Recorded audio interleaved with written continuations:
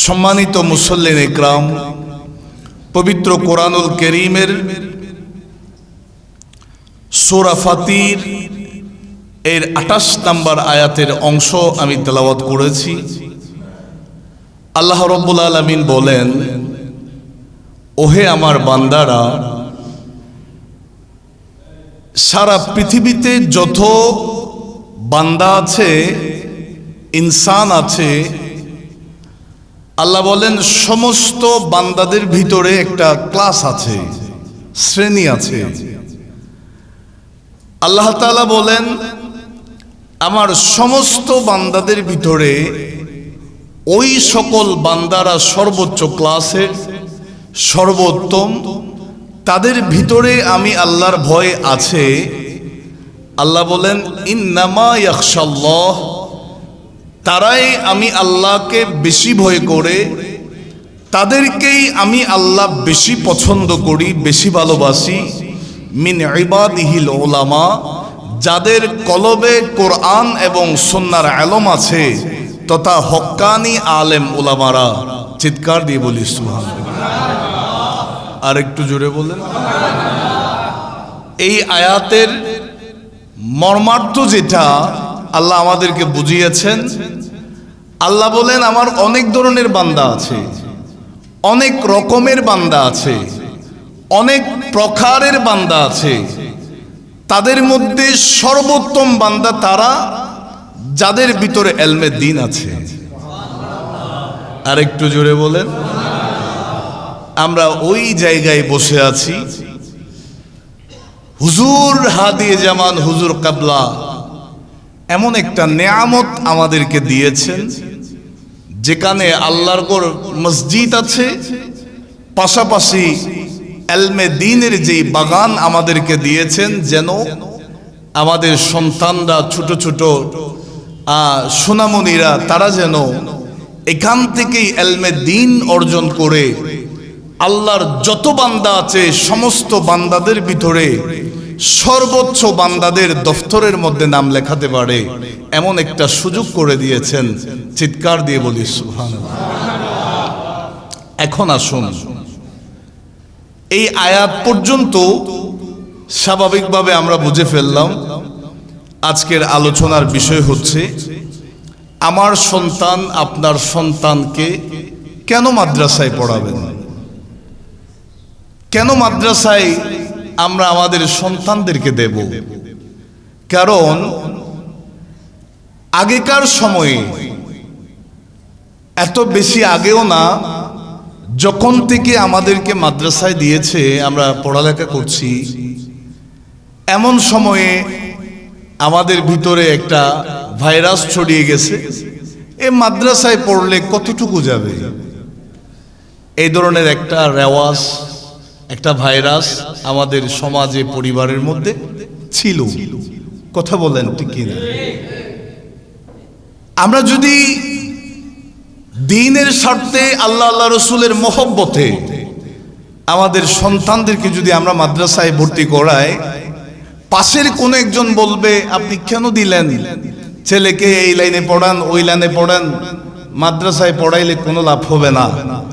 এই ধরনের একটা বিষয় আমাদের সমাজে, যদিও বা বর্তমানে অনেক দূর হয়ে গেছে, আগে কিন্তু বেশি ছিল। কথা বলেন ঠিক কিনা? অথচ গত কয়েক বছর আগের কথা বলছি, ঢাকা ইউনিভার্সিটি, যেটাকে বাংলার অক্সফোর্ড বলা হয়, ঢাকা বিশ্ববিদ্যালয়ের একজন প্রফেসর পত্রিকায় একটা কলাম লিখেছে, ঢাকা ইউনিভার্সিটি এটা এখন আর ঢাকা ইউনিভার্সিটি নাই, মাদ্রাসার ছাত্ররা ভর্তি পরীক্ষা দিয়ে এখানে উত্তীর্ণ হয়ে এটা এখন মাদ্রাসা করে ফেলেছে। একটু জোরে বলি না সুবহানাল্লাহ। অর্থাৎ উনি বুঝাতে চেয়েছেন, আমাদের ঢাকা বিশ্ববিদ্যালয়ে তো প্রতি বছরেই ভর্তি পরীক্ষা হয়, বাংলাদেশের গোল্ড মেডেলিস্ট যে স্টুডেন্ট যারা আছে, একেবারে হাই লেভেলের মেধাবী স্টুডেন্ট যারা আছে, তারা এই ঢাকা বিশ্ববিদ্যালয়ে ভর্তি পরীক্ষা দেয়। আমরা জরিপ চালিয়ে দেখলাম, এই ঢাকা বিশ্ববিদ্যালয়ে অধিকাংশ সিট দখল করে নিচ্ছে সারা বাংলাদেশের বিভিন্ন মাদ্রাসার ছাত্ররা। চিৎকার দিয়ে বলি সুবহান। আল্লাহ আমাদেরকে বুঝার তৌফিক দান করুন। আরেকটু জুড়ে বলেন। আমি বর্তমানের অবস্থার কথা বলেছি, এখন আসুন আমি আমার সন্তানকে কেন মাদ্রাসায় দিব, আপনি কেন মাদ্রাসায় পড়াবেন? এই হাদিসটা তাফসিরে কবির শরীফের মধ্যে এসেছে, আরো বিভিন্ন হাদিসের গ্রন্থে এসেছে।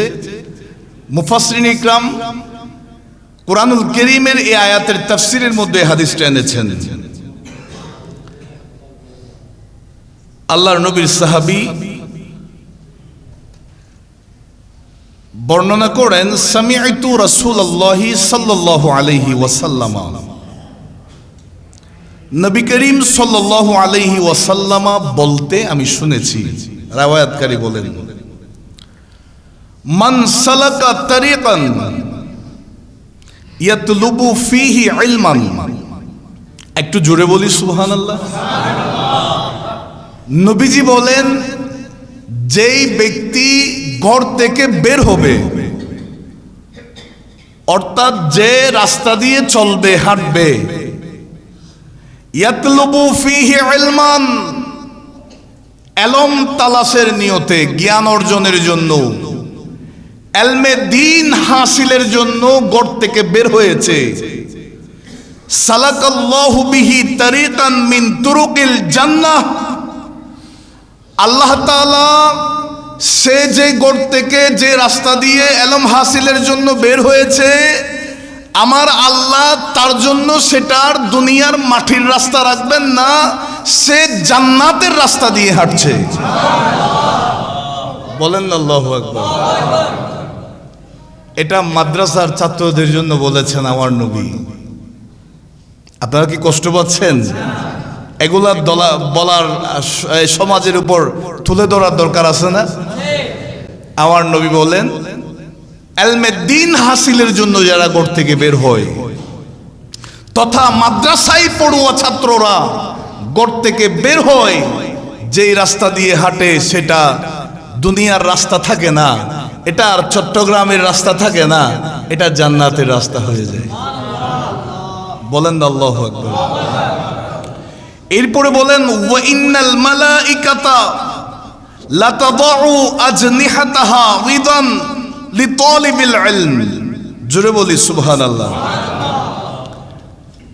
ওই তালেবে ইলমের সম্মানার্থে, তাজিমে, মাদ্রাসার ছাত্র রাস্তা দিয়ে যাচ্ছে ইলমে দ্বীন হাসিলের জন্য, এই ছাত্রদের তাজিমে সম্মানার্থে আল্লাহর ফেরেশতারা তাদের নূরানি ডানাগুলা বিছিয়ে দেন। আর একটু জুড়ে বলেন। যেভাবে আমরা দুনিয়ার কোনো নেতা, কোনো লিডার বা কোনো উচ্চ পর্যায়ের ব্যক্তিত্বকে আমরা সম্মানার্থে আসা পর্যন্ত গালিচা বিছিয়ে দিই, আমার নবী বলেন, মাদ্রাসায় যারা পড়ালেখা করে, মাদ্রাসায় যারা ইলমে দ্বীন হাসিল করে, তারা ঘর থেকে বের হয়ে যেই রাস্তা দিয়ে সেটা জান্নাতি রাস্তা হয়ে যায়, যেই রাস্তা দিয়ে হাঁটে তাদের পায়ের নিচে রাস্তার কোনো মাটি থাকে না, তাদের পায়ের কদমের মধ্যে ফেরেশতাদের ডানা থাকে। আল্লাহ তাআলা আমাদেরকে বুঝার তৌফিক দান করুন। এরপরে আমার নবী বলেন, ওয়া ইন্নাল আলিম লা ইস্তাগফিরু লাহু মান ফিস সামাওয়াতি ওয়া মান ফিল আরদ। জোরে বলি সুবহানাল্লাহ। একজন আলেমের জন্য আসমানে যারা আছে, জমিনে যারা আছে, সবাই আল্লাহর কাছে গুনাহ মাফ চায়। একটু জোরে বলেন। আসমানে ফেরেশতা আছে, যা কিছু আছে আল্লাহর সৃষ্টি, জমিনে গাছগাছালি, নদী নালা, পশু পাখি, যত ধরনের আল্লাহর সৃষ্টি আছে, নবীজি বলেন একজন আলেমের জন্য আল্লাহর সকল সৃষ্টি ইস্তিগফার পড়ে গুনাহ মাফ চাইতে থাকে। জোরে বলেন। ওয়াল হিনাতান ফি জাওফিল মাই। আমার নবী বলেন, আসমানে যারা আছে, জমিনে যারা আছে, তারা তো আল্লাহর কাছে আলেমের জন্য গুনাহ মাফ চায়, এখানে শেষ নয়। এমনকি সমুদ্রের তলদেশে যেই মাছ আছে, মাছ পর্যন্ত একজন তালেবে ইলমের জন্য, আলেমে দ্বীনের জন্য আল্লাহর কাছে গুনাহ মাফ চায়। বলেন না আল্লাহু আকবার। আল্লাহ আমাদেরকে বোঝার তৌফিক দান করুন। মাদ্রাসায় পড়লে ডাক্তার হওয়া যায় না, ইঞ্জিনিয়ার হওয়া যায় না, সর্বোচ্চ পর্যায়ে সর্বোচ্চ লেভেলে যাওয়া যায় না। আমাদের ভিতরে এই ধরনের একটা রিউমার ছড়িয়ে গেছে, কথা বলেন ঠিক কিনা? কিতাবে স্টাডি করে দেখলাম মাদ্রাসার ছাত্র কেমন জ্ঞানী। বাদশাহ আলমগীর তার একজন মন্ত্রীকে বলছে, তিনি রাজপ্রাসাদ থেকে বের হলেন, বিশাল একটা পুকুর আছে প্রাসাদের আঙ্গিনায়, পার দিয়ে যাচ্ছে একটা মাদ্রাসার ছাত্র, তার হাতে কিতাবাদি আছে, পার দিয়ে মাদ্রাসায় যাচ্ছে। এমন টাইমে মন্ত্রীকে জিজ্ঞেস করলেন বাদশাহ, আচ্ছা দেখি বলো, এই যে পুকুরটা আছে, পুকুরে যা পানি আছে এখানে কত গ্লাস পানি হতে পারে? আর একটু জোরে বলেন। মন্ত্রী বলতেছে, বাদশাহ এখানে পানি মাপার জন্য এইরকম এই সাইজের আরেকটা পুকুর করতে হবে, খনন করতে হবে, ওখানে গ্লাস ভর্তি করে করে পানি ঢালতে হবে। পানি ঢালার পরে যত গ্লাস পানি হয় তখন বুঝতে পারবো যে এখানে কত গ্লাস পানি আছে। ওই মাদ্রাসার ছাত্র যেটা পার দিয়ে যাচ্ছে তাকে ডাক দিয়েছে, বাদশাহ এদিকে আসো, আমি তোমার কাছে একটা প্রশ্ন করতে চাই। জি বাদশাহ, আমাকে প্রশ্ন করেন। আচ্ছা তুমি বলো তো এই পুকুরে কত গ্লাস পানি হতে পারে? তখন ওই মাদ্রাসার ছাত্র বলে, বাদশাহ বেয়াদবি ক্ষমা করবেন, আপনার প্রশ্নের ভিতরে ভুল আছে। আর একটু জোরে বলেন। কারণ আপনি যদি আমাকে বলতেন এই পানি মাপার জন্য, এই পুকুরে যত পানি আছে এগুলা মাপার জন্য গ্লাস যদি পুকুর সমপরিমাণ হয় তাইলে পুকুরে 1 গ্লাস পানি আছে, যদি অর্ধেক সমপরিমাণ হয় তাইলে এই পুকুরে 2 গ্লাস পানি আছে। চিৎকার দিয়ে বলি সুবহানাল্লাহ। তখন বাদশাহ বলে, ও মন্ত্রী, তোমরা আধুনিক শিক্ষায় শিক্ষিত হয়েছো, আমি যে প্রশ্ন করেছি প্রশ্নের ভিতরে যে ভুল আছে এটা ধরতে পারলে না। দেখেছো ওই ছোট্ট মাদ্রাসার ছাত্র, সে আমাকে বলছে আপনি প্রশ্ন যেটা করেছেন এটা ভুল করেছেন, এখানে মাপার জন্য সমপরিমাণ যদি একটা হয় 1 গ্লাস পানি বা 2টা হয় 2 গ্লাস পানি। এখানেই বোঝা গেল মাদ্রাসার ছাত্রদের ইলম জ্ঞান, এটার মধ্যে আল্লাহর একটা রহমত আছে। জোরে বলুন, আর একটু জোরে বলেন। আমার বাবারা ভাইয়েরা, হযরতে জুনাইদ বাগদাদী রাদিয়াল্লাহু তাআলা আনহুর কাছে একজন ধনী ব্যক্তি আসলেন। তিনি এসে বলে, হুজুর আপনার কদমে এসেছি, আমি 500 দিরহাম নিয়ে এসেছি, দিনার নিয়ে আসলাম। হুজুর আপনাকে আমি 500 দিনার উপহার দিয়েছি, এগুলা আপনি একটু গ্রহণ করুন। আল্লাহর ওলি হযরতে জুনাইদ বাগদাদী রহমাতুল্লাহি আলাইহি বলেন, ও আল্লাহর বান্দা, তুমি তো একজন গরিব মানুষ, আমি তোমার 500 দিনার নিব না। আরো জোরে বলেন। এক ধর্নাঢ্য পয়সাওয়ালা ব্যক্তি এসে বলে, হুজুর আমার 500 দিনারটা আপনি একটু গ্রহণ করেন। বলে যে তুমি গরিব মানুষ, আমি তোমার 500 দিনার নিব না। বলে যে হুজুর কেন? হযরতে জুনাইদ বাগদাদী রাদিয়াল্লাহু তাআলা জিজ্ঞাসা করলেন, তোমার সম্পদের সমপরিমাণ পরিমাণ কত? বলে যে হুজুর আমার এত এত সম্পদ আছে, তোমার কি আরো লাগবে? বলে যে হুজুর দোয়া করলে আল্লাহ হয়তো আরো বাড়াই দিবে, আরো দরকার আছে।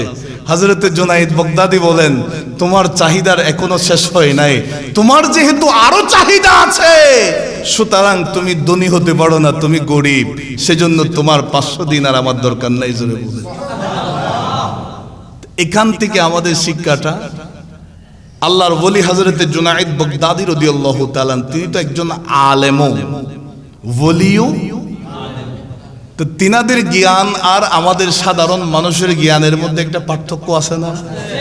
আল্লাহ বলেন, কুল, ওগো হাবিব আপনি বলেন, হাল ইয়াস্তাউিল্লাযীনা ইয়ালামুনা ওয়াল্লাযীনা লা ইয়ালামুন, যারা জানে এবং যারা জানে না তারা কি সমান? অর্থাৎ তারা কখনো সমান হতে পারে না। আল্লাহ আমাদেরকে বুঝার তৌফিক দান করুন। রাসূল করিম সাল্লাল্লাহু আলাইহি ওয়াসাল্লামের হাদিস, যে হাদিসটা আবু দাউদ শরীফের 3641 নম্বর হাদিস, আবার তিরমিজি শরীফের 2682 নম্বর হাদিস। আমার নবী বলেন, ওয়া ইন্না ফাদলাল আলিমি আলাল আবিদি কাফদলিল কামারি লাইলাতাল বদরি আলা সাইরিল কাওয়াকিব। জোরে বলি সুবহানাল্লাহ।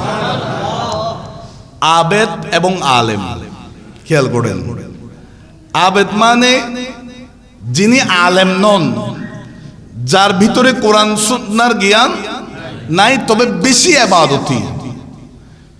ইবাদতি, নামাজ রোজা হজ যাকাত আল্লাহর বিধান মোতাবেক তিনি আমল করেন, তবে আলেম নন। আমার নবী বলেন, আবেদ আর আলেমের মধ্যে পার্থক্য হলো, ওই যে আমি বলেছি আমার সন্তান আপনার সন্তানকে কেন মাদ্রাসায় পড়াবেন, কেন আলেম বানাবেন? আমার নবী বলেন, আমি আর আমার আলেম সন্তানের পার্থক্য, অর্থাৎ যারা আবেদ আলেম নন তারা আর আলেমের ভিতরে পার্থক্য হচ্ছে কাফদলিল কামারি লাইলাতাল বদরি আলা সাইরিল কাওয়াকিব। পূর্ণিমার চাঁদের রজনীতে যেমনি ভাবে অগণিত তারকা দেখা যায়, তারকার মাঝে যেই পূর্ণিমার চাঁদকে চমৎকার একেবারে উজ্জ্বল ভাবে দেখা যায়, যেভাবে ফুটে উঠে, আমার নবী বলেন সমস্ত আবেদের ভিতরে একজন আলেম হচ্ছে পূর্ণিমার চাঁদের মতো। জোরে বলেন আল্লাহু আকবার। এরপর আমার নবী বলেন, ওয়া ইন্নাল উলামা ওয়ারাসাতুল আম্বিয়া। জোরে বলি সুবহানাল্লাহ। আলেমগণ হলেন নবীগণের ওয়ারিস। এবার যদি জিজ্ঞেস করি, ইয়া রাসূলুল্লাহ, ইয়া হাবিবাল্লাহ, আপনি রাসূলুল্লাহ 1000 বছর আগে বলে গিয়েছেন, আলেম যারা, যাদের ভিতরে কোরআনের জ্ঞান আছে, সুন্নাহর জ্ঞান আছে, ইলমে দ্বীন যাদের ভিতরে আছে, তারা আমি রাসূলুল্লাহর উত্তরসূরি ওয়ারিস। ইয়া রাসূলুল্লাহ, আপনি আলেমদের জন্য কত সম্পদ রেখে গিয়েছেন, কত টাকা পয়সা ধন দৌলত রেখে গিয়েছেন, যে আপনি দুনিয়ার জমিনের মধ্যে ওয়ারিস রেখে গেছেন। আমার নবী বলবেন, আমি সম্পদের ওয়ারিস রেখে যাই নাই, আমি টাকা পয়সার ওয়ারিস রেখে যাই নাই, আমি আলেমদেরকে আমি রাসূলুল্লাহর ইলমে দ্বীনের ওয়ারিস হিসাবে রেখে গিয়েছি। আরো জোরে বলেন, ওয়া ইন্নাল আম্বিয়া আলাম ইউয়ারিসু দিনারান ওয়ালা দিরহামান ওয়ার রাসূল ইলম। নবীগণ দিনার দিরহামের ওয়ারিস রেখে যান নাই, তারা ইলমের উত্তরাধিকারী রেখে গেছেন, ওয়ারিস রেখে গেছেন। চিৎকার দিয়ে বলি সুবহানাল্লাহ। আর একটু জোরে বলেন। হযরতে আমরা তো অনেকেই না বুঝে হক্কানি আলেমদের সাথে বেয়াদবি করে ফেলি কিনা? আমরা অনেকেই না বুঝে মাদ্রাসার তালেবে আলেমদেরকে তুচ্ছ তাচ্ছিল্য করি, ছোট চোখে দেখি। কথা বলার ঠিক কিনা? আলেমদেরকে ছোট মনে করা যাবে না। ওই সমস্ত আলেম যাদের ভিতরে হুব্বে মুস্তাফা আছে, যাদের কলবের ভিতরে রাসূলুল্লাহর মহব্বত আছে, তাদের প্রতি তাজিম রাখবেন, বিদ্বেষ নয়। কথা বলেন ঠিক কিনা? বাদশাহ গিয়াসউদ্দিন বলবান, জিনার সময়কালে হযরতে নিজামউদ্দিন আউলিয়া রহমতুল্লাহি আলাইহি ছিলেন। নিজামউদ্দিন আউলিয়া রহমতুল্লাহ আলাইহি, তো তিনি তো আল্লাহরও ওলিরা তো আলেমও ওলিও, কথা বলেন ঠিক কিনা? অনেক ওলি দেখবেন দুনিয়াবি লেখাপড়া করে নাই, তবে তিনার ভিতরে জাহেরি বাতেনি আলম আছে। তিনার একটা নজির হচ্ছে হযরতে খ্বাজা আব্দুর রহমান চৌরভি অলুব্বি খিজরি রাদিয়াল্লাহু তাআলা, যিনি 30 পারা মজমুআয়ে সালাওয়াতে রাসূল নবীজির দরুদের উপর একটা কিতাব লিখেছেন। ইনার জীবনী স্টাডি করে দেখলাম তিনি কোনোদিন কোনো একজন শিক্ষকের কাছে পড়েন নাই, কোনো একটা মক্তবে যান নাই, কোনো মাদ্রাসায় পড়ালেখা করেন নাই, কোনো বিশ্ববিদ্যালয়ে পড়েন নাই। বর্তমান যুগের যুগশ্রেষ্ঠ আলেমরা তিনার মজমুআয়ে সালাওয়াতে রাসূল 30 পারা দরুদের কিতাবটা যখন স্টাডি করছে সবাই আশ্চর্য হয়েছে। এখানে তো কোরআনুল কারীমের আয়াত দেখা যায়, এখানে তো রাসূলুল্লাহর হাদিস দেখা যায়। এই আলমগুলা তিনার ভিতরে আসলো কোত্থেকে? একটাই জবাব আসবে, ওলি আল্লাহরা দুনিয়ার মাদ্রাসায় পড়ালেখা করা লাগে না, তিনাদেরকে ডাইরেক্ট আমার আল্লাহ ইলমে বাতিনি ইলম দেয়। জোরে বলিস, আরো জোরে বলে। যেই কথাটা আমি বলতে চেয়েছি, হযরতে নিজামউদ্দিন আউলিয়া রহমতুল্লাহি আলাইহির কাছে মানুষ ছুটে যাচ্ছে দিনের পর দিন, ওলি আল্লাহদের দরবারে হাদিয়া নিয়ে যায়। সুবহানাল্লাহ বলেন। হাদিয়া আদান প্রদান এটা নবীজির সুন্নাহ। হযরতে বাবা নিজামউদ্দিন আউলিয়া মাহবুবে ইলাহির দরবারে যাচ্ছে, দিন দিন মানুষ বাড়তেছে। সুবহানাল্লাহ বলেন। ওলি আল্লাহদের দরবারে অনেকে বাধা দেয়, অনেকেই না যাওয়ার জন্য বলে, বাধা দেয়। বিভিন্ন ওয়াজ মাহফিল আমরা দেখি, বলে যে আপনারা কেন মাজার পূজা করতে যান, কেন মাজার পূজা করতে যান, অথচ দেখি ওলি আল্লাহদের দরবারে দিন দিন মানুষের সমাগম বাড়তেছে। কথা বলেন ঠিক কিনা? আমি দারুল হুদা দরবারে গৌসিয়া শরীফে যখন থেকে আসতেছি দেখতেছি এখানে বক্ত আসে বিভিন্ন উরুসে বিভিন্ন সময়ে জমায়েও দিন দিন বাড়তেছে, কমতেছে না। সুতরাং এখান থেকে বোঝা যায় হাজারো বাধা দিলেও যাদের ভিতরে ইশকে রাসূল আছে, ওলি আল্লাহর মহব্বত আছে, তাদেরকে আটকানো যাবে না। কারণ আল্লাহ তো বলে দিয়েছেন ওলি আল্লাহদের কদমে তোমরা যাও। একটু জোরে বলেন। একজন এসে বলতেছে, বাদশাহ গিয়াসউদ্দিন বলবন, আপনার তো বাদশাহী চলে যাবে, মসনদ চলে যাবে, কেন? আপনার রাজ্যের যত মানুষ আছে সবাই তো নিজামউদ্দিন আউলিয়ার জন্য পাগল হয়ে গেছে, এখন কি করা যায়, কি করা যায়? ওই বাদশাহ গিয়াসউদ্দিন বলবন হযরতে নিজামউদ্দিন আউলিয়া রহমতুল্লাহি আলাইহির যারা ভক্ত বৃন্দ যারা আছে, যারা হাদিয়া নজরানা নিয়ে যাচ্ছে, তাদেরকে বাধা দিচ্ছে, নিজামউদ্দিন আউলিয়ার দরবারে যাওয়া যাবে না, তোমরা যাইতে পারবে না। হ্যাঁ, যদি যাও কোনো হাদিয়া নজরানা নিয়ে যাবে না, খালি হাতে যাবে। আমার বাবারা ভাইয়ারা, আল্লাহর ওলির শানে বেয়াদবি করেছে বাদশাহ গিয়াসউদ্দিন বলবন। হঠাৎ করে দেখা গেল, একদিন গেল, 2 দিন গেল, তার প্রস্রাব আটকে গেছে, প্রস্রাব বন্ধ হয়ে গেছে। চিৎকার দিয়ে বলি নাউজুবিল্লাহ। ওলি আল্লাহদের সাথে বেয়াদবি করা যাবে? আপনি যদি জরিপ চালিয়ে দেখেন, সারা বাংলাদেশে যতগুলা মাজারে হামলা হয়েছে, ওলি আল্লাহদের মাজারের ভিতরে হামলা করেছে যারা, তাদের হিস্ট্রি যদি আপনি খুলতে দেখেন, খুদার কসম করে বলতে পারি, এটা আমার আকীদা, ওলি আল্লাহদের শানে বেয়াদবি যারা করেছে তারা এখন আর শান্তিতে নাই, শান্তিতে থাকতে পারবে না। কথা বলেন ঠিক কিনা? বাদশাহ গিয়াসউদ্দিন বলবনের প্রস্রাব বন্ধ হয়ে গেছে। আমার বাবারা ভাইয়েরা, যখন এইভাবে কয়েকদিন পর্যন্ত প্রস্রাব বন্ধ হয়ে গেছে, গিয়াসউদ্দিন বলবনের মা বুঝতে পেরেছে আমার ছেলে তো মাহবুবে ইলাহি নিজামউদ্দিন আউলিয়া রহমতুল্লাহি আলাইহির শানে বেয়াদবি করেছে, বেয়াদবি করার কারণে সে এটা শাস্তি পাচ্ছে। কারণ আমার আল্লাহ বলে দিয়েছেন, ও বান্দা, যদিও বা আমি আল্লাহর নাফরমানি করেছো, আমি আল্লাহ চাইলে তোমাদেরকে মাফ করতে পারি। আমার বন্ধুদের সাথে যারা বেয়াদবি করে, আমার বন্ধুদেরকে যারা কষ্ট দেয়, আমি আল্লাহ তাদেরকে কখনো ক্ষমা করব না, তাদের সাথে যুদ্ধ করব। চিৎকার দিয়ে বলেন না সুবহানাল্লাহ। বাদশার মা গিয়ে বলে, ওগো আল্লাহর ওলি মাহবুব ইলাহি নিজামউদ্দিন আউলিয়া রহমতুল্লাহ আলাইহি, হুজুর আমি আমার সন্তানের ভুল বুঝতে পেরে আপনার কদমে এসেছি। আমি একজন মা হিসাবে বরদাস্ত করতে পারছি না, আমার ছেলের জান তো চলে যাবে। মাহবুবে ইলাহি বলেন, তোমার সন্তানকে বলো একটা দলিলের মধ্যে তার সমস্ত বাদশাহী আমাকে লিখে দেওয়ার জন্য, তার রাজ্য আমার নামে লিখে দেওয়ার জন্য। আমার বাবারা ভাইয়েরা, ওই বাদশার কাছে তার মা গেছে, বুঝিয়ে বলেছে তোমার বাদশাহীর দরকার নাই, জানটা আগে রক্ষা করো, লিখে দিয়েছে। হযরতে নিজামুদ্দিন আউলিয়া মাহবুবে ইলাহি সেই দলিলটা আনলেন, এনে এটা টুকরা টুকরা করে ফেলেছে, একটা বাটির মধ্যে রেখেছে। যাও তোমার সন্তানকে বলো এই বাটির উপরে দলিলের টুকরাগুলোর উপরে প্রস্রাব করতে। সেই বাদশা গিয়াসউদ্দিন বলবন বাদশাহিয়তের যে দলিল, যে ডকুমেন্টস, সেই দলিলের উপর যখন প্রস্রাব করা শুরু করেছে, আল্লাহর ওলির নজরে শুরু করে দিয়েছে, এখান থেকে শিক্ষা দিয়েছে।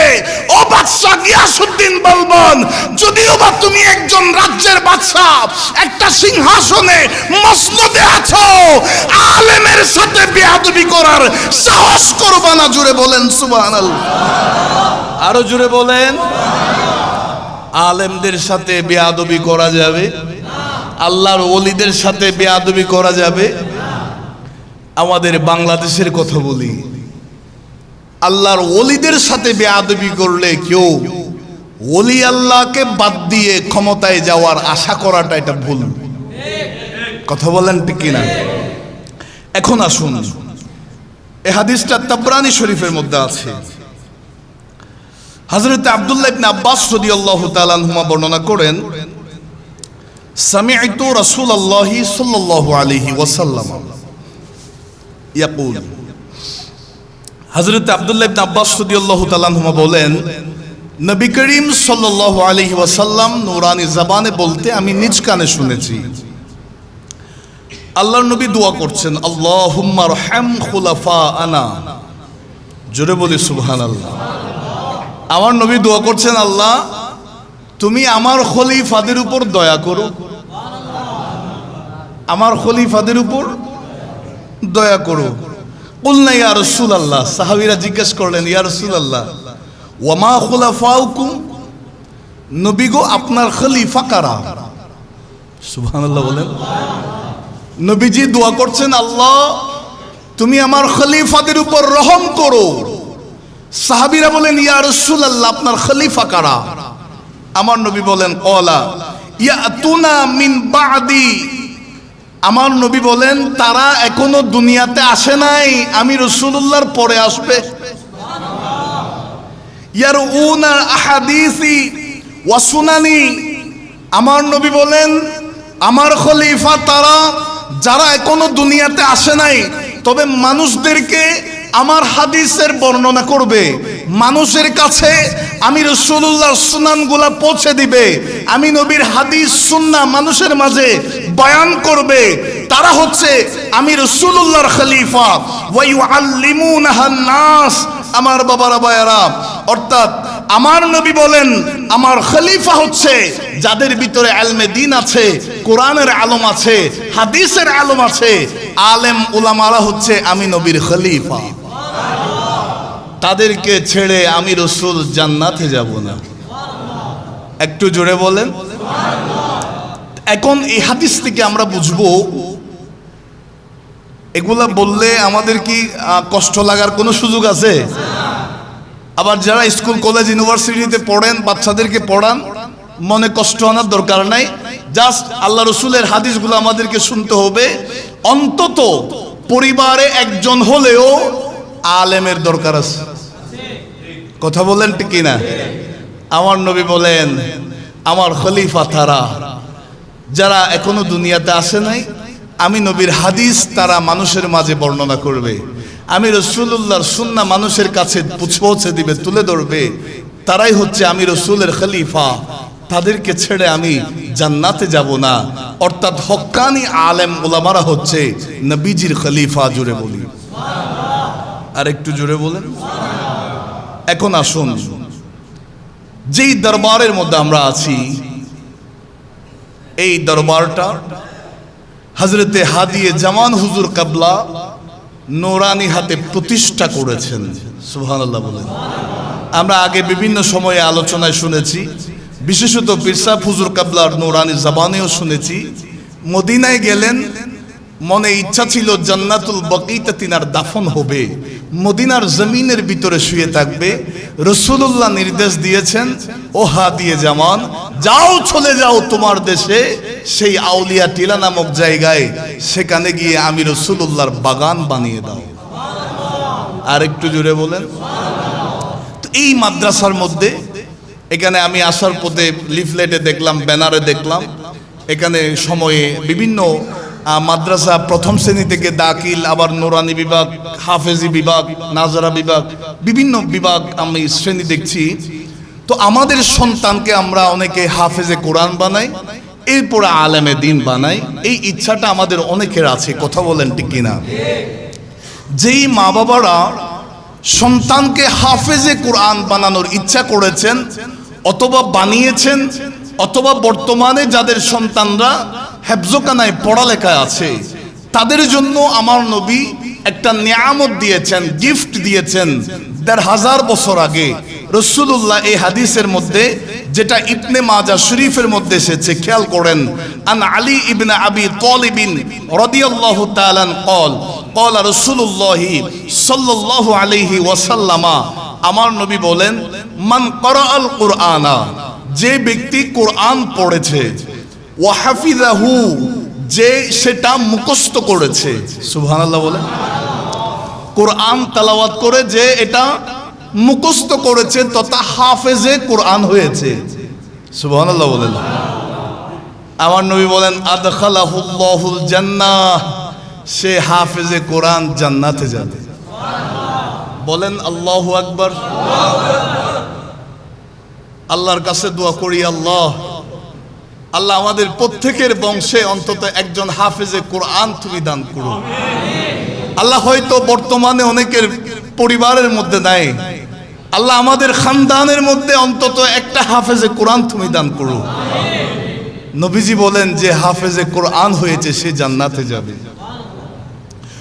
ওয়াশাফাআহু ফি আশরাতিন মিন আহলি বাইতিহি, জোরে বলি সুবহানাল্লাহ। قد استوجبوا النار, একজন হাফেজে কোরআন হাসরের ময়দানে তার পরিবারের এমন 10 জন ব্যক্তির পক্ষে সুপারিশ করতে পারবে যাদের ব্যাপারে জাহান্নাম ওয়াজিব হয়ে গেছে। ওই হাফেজে কোরআনের মা হোক, বাবা হোক, ভাই হোক, বোন হোক, দাদা হোক, নানা হোক, তার পরিবারে এমন 10 ব্যক্তি যারা একেবারে গ্রান্টেড হয়ে গেছে জাহান্নামী, যাদের উপর জাহান্নাম ওয়াজিব হয়ে গেছে, ওই হাফেজে কোরআন আল্লাহর আদালতে তখন সুপারিশ করতে পারবে, আল্লাহ এটা আমার দাদা জাহান্নামী হয়ে গেছে, আল্লাহ আমি তাকে জান্নাতে নিয়ে যেতে চাই। এটা আমার বোন জাহান্নামী হয়ে গেছে, আল্লাহ আমি তাকে নিয়ে জান্নাতে যাব। আমার নবী বলেন, হাফেজে কোরআন নিজেও জান্নাতে যাবে, পরিবারের 10 জাহান্নামীকে সুপারিশ করে জান্নাতে নিয়ে যাবে। আর একটু জোরে বলেন। তাফসীরে কবির শরীফের মধ্যে ইমাম ফখরুদ্দিন রাজি রহমতুল্লাহি আলাইহি বড় চমৎকার করে কোট করলেন এই আলোচনাটা। তিনি বলেন, একজন মা গর্ভে থাকা অবস্থায় সন্তান, তার স্বামী মারা গেছে, স্বামী মারা যাওয়ার পরে এই গর্ভের সন্তানের জন্য অপেক্ষা করলো।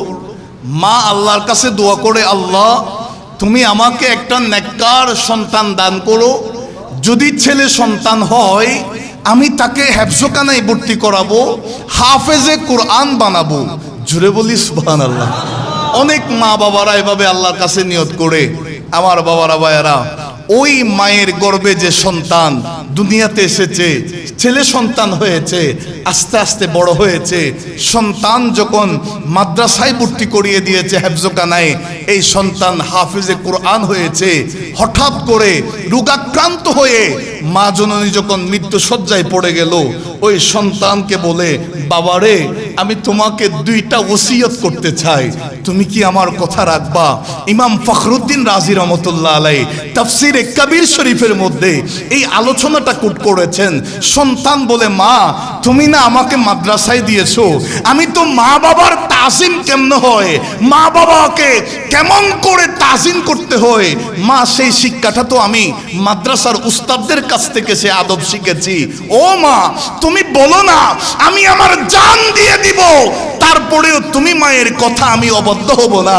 মা বলে, সন্তান আমার দুইটা ওসিয়ত হচ্ছে, তুমি কোনোদিন মিথ্যা কথা বলবা না, সর্বদা সত্যের উপর থাকবা, এবং আমি যদি দুনিয়া থেকে চলে যাই প্রত্যেক দিন আমি মায়ের ইসালে সওয়াবের জন্য এক পারা করে কোরআনুল কারীমের তেলাওয়াত করবে। আরো জোরে বলেন। সেই মায়ের ইন্তেকাল হয়ে গেছে, ওই সন্তান পরিবারের রেখে যাওয়া সেই সম্পদ দিয়ে ব্যবসা শুরু করলো। সে সত্যের উপর আছে, প্রতিদিন এক পারা করে কোরআনুল কারীম তেলাওয়াত করে করে মায়ের জন্য ইসালে সওয়াব করে, আল্লাহ এই তেলাওয়াতের সওয়াব আমার মা জননীর কবরে পৌঁছিয়ে দাও, এভাবে দোয়া করে সেই যুগের আল্লাহর ওলি হযরতে মাতার বিন সুখাই রাদিয়াল্লাহু তাআলা খবরের মধ্যে দেখতেছেন কবরস্থানের যতগুলা কবরবাসী আছে তারা সবাই থলে নিয়ে দৌড়াদৌড়ি করছে, কেউ থলে ভর্তি করে হাস্যোজ্জ্বল চেহারা নিয়ে ফিরে আসতেছে, আবার কেউ মন খারাপ করে খালি থলে নিয়ে আসতেছে। তিনি আরেকটু সামনের দিকে গিয়ে দেখছে ওই একজন মহিলা তিনার এলাকার, যিনি একটা সিংহাসনের মধ্যে বসে আছে, হাস্যোজ্জ্বল চেহারা, যিনার চতুর্পাশে অসংখ্য খাদেমা তিনার খেদমত করছে। জোরে জিজ্ঞাসা করলেন, মা আপনি কে? বলে যে আমি অমুক বাড়ির অমুক সাহেবের বিবি, আমার এই সন্তান। আপনার এই পজিশন কেমন করে পেলেন, এই নিয়ামত কেমনে পেলেন, কবরের মধ্যে এই শান্তিটা পেলেন কেমনে? ওই মা বলছে, আমার একটা ছোট্ট সন্তান, আমার সেই সন্তানকে আমি হাফেজে কোরআন বানিয়েছি। সন্তানকে বলেছিলাম মায়ের জন্য ইসালে সওয়াবের জন্য প্রতিদিন এক পারা করে কোরআন তেলাওয়াত করার জন্য। আমার সন্তান আমার কথা মতো প্রত্যেক দিন আমার জন্য কোরআন তেলাওয়াত করে করে ইসালে সওয়াব করে আল্লাহ তাআলা তার বদলে আজকে আমাকে এই সিংহাসন দিয়েছে, এই নিয়ামত দিয়েছে। আপনি আমার সন্তানকে বলবেন এটা যেন বন্ধ না করে, এটা যেন জারি রাখে। জুড়ে বল। মাতার বিন সুখাই রাদিয়াল্লাহু তাআলা এসে ওই সন্তানকে ঘটনা খুলে বলেছে, সন্তান তেলাওয়াতের মাত্রা আরো বাড়িয়ে দিয়েছে। তো এগুলার থেকে আমাদের শিক্ষা কি? আমাদের শিক্ষা হচ্ছে, আমি দূরে কোথাও বলবো না, চট্টগ্রামের মধ্যে অনেক বৃদ্ধাশ্রম আছে, আছে না নাই? অনেক বৃদ্ধাশ্রম আছে। একদিন গিয়ে দেখবেন, জিজ্ঞাসা করবেন আপনি আজকে এখানে কেন? বলবে আমি আমার সন্তানকে উচ্চ পর্যায়ের শিক্ষা দিয়েছি, আমার সন্তান আজকে ভালো পজিশন পেয়ে আমেরিকা চলে গেছে, লন্ডন চলে গেছে, দেশের বাইরে আছে, সে সেখান থেকে আমার জন্য টাকা পাঠায়, আমাকে বৃদ্ধাশ্রমে রেখে দিয়েছে। আমার বাবারা ভাইয়ারা, আফসোস ওই মা বাবার জন্য যেই মা বাবা সন্তানকে উচ্চ লেভেলের শিক্ষা দিয়েছে, আদর্শ শিক্ষা দেয় নাই, মা বাবার ভালোবাসা শিক্ষা দেয় নাই। সুতরাং এখান থেকে আমাদেরকে বুঝতে হবে, সন্তানের দোষ দিলে হবে না, সন্তানকে এলমে দ্বীন শিক্ষা দিবেন, সন্তানকে কোরআনের জ্ঞান শিক্ষা দিবেন, হাদিসের জ্ঞান শিক্ষা দিবেন। যদি এলমে দ্বীন শিখান, যেই সন্তানের কলবে এলমে দ্বীন আছে, দ্বীনের জ্ঞান আছে, খোদার কসম করে বলি ওই সন্তান কখনো মা বাবাকে ছাড়তে পারে না। কথা বলেন ঠিক কিনা? সুতরাং আজকের এই আলোচনা থেকে আমাদের শিক্ষা, আমরা এলমে দ্বীনের দিকে ধাবিত হব। আমি আবারও বলছি, আগে একটা রেওয়াজ ছিল আমাদের সমাজে, মাদ্রাসায় পড়লে ডাক্তার হওয়া যায় না, ইঞ্জিনিয়ার হওয়া যায় না, জজ ব্যারিস্টার হওয়া যায় না। আপনি জরিপ চালিয়ে দেখেন, বিশেষত আমরা গুনাহগাররা যে মাদ্রাসায় পড়েছি, চট্টগ্রামের জামিয়া আহমদিয়া সুন্নিয়া আলিয়া, সেখানের ছাত্ররা বিভিন্ন জায়গায় পজিশনে দেখেছি। এখান থেকে আমাদের শিক্ষাটা, হুজুর কেবলায়ে আলম হাদিয়ে জামান হুজুর কেবলা তিনি তো অন্য প্রতিষ্ঠান দিতে পারতেন। মাদ্রাসা দেওয়ার মূল কারণ হচ্ছে, এখানে যদি থাকে, মাদ্রাসায় যদি সন্তানরা পড়ে, নিজের ঈমান আকীদাকে রক্ষা করতে পারবে। মাদ্রাসায় পড়া ছাত্র কখনো মা বাবার অবাধ্য মাদ্রাসায় পড়া ছাত্রের মা বাবা কখনো বৃদ্ধাশ্রমে যায় না। আল্লাহ পাক আমাদের সকলকে বোঝার তৌফিক দান করুন। আজকের আলোচনার যে বিষয় আমি সারমর্মটা আপনাদেরকে বলবো, এই এলাকায় খুলশী এলাকায় হুজুর হাদিয়ে জামান হুজুর কেবলা দ্বীনের যে মার্কাজ দিয়েছেন, মাদ্রাসায় নুরিয়া কমপ্লেক্স দিয়েছেন, এই মাদ্রাসার মধ্যে আপনারা পরিবারের অন্তত একজনকে হলেও মাদ্রাসায় ভর্তি করাবেন। হেফজখানায় হোক বা একাডেমিক লেভেলে কিতাবখানায় হোক, মাদ্রাসায় পড়াবেন। যদি সন্তান মাদ্রাসায় পড়ে আপনার বৃদ্ধ বয়সে আপনি একটু শান্তিতে থাকবেন, সুখে থাকবেন, আরামে থাকবেন, সেটার আশা করতে পারবেন। কথা বলেন ঠিক কিনা? আল্লাহ পাক আমাদের সকলকে বোঝার এবং আমল করার তৌফিক দান করুক, আমিন। আমি হুজুর কেবলা হাদিয়ে জামান হুজুরের আবারও সকলকে নিয়ে আল্লাহর দরবারে শুকরিয়া আদায় করছি, জিনার বদৌলে আজকে আমরা এই মসজিদে বাইতুল কুদস পেয়েছি, দ্বীনের বাগান, এলমে দ্বীনের বাগান, রাসূলুল্লাহর বাগান, মাদ্রাসা পেয়েছি, খানকা পেয়েছি। ওলি আল্লাহদের অবদান, তিনারা যেখানে যায় সেখানে আবাদ করে ফেলে, এটাই হচ্ছে ওলি আল্লাহদের কাজ। আল্লাহ পাক আমাদের সকলের কলবে ওলি আল্লাহদের মহব্বত জারি রাখুক। ওয়া আখির দাওয়ানা আলহামদুলিল্লাহি রাব্বিল আলামিন। ওয়াসসালামু আলাইকুম ওয়া রাহমাতুল্লাহ।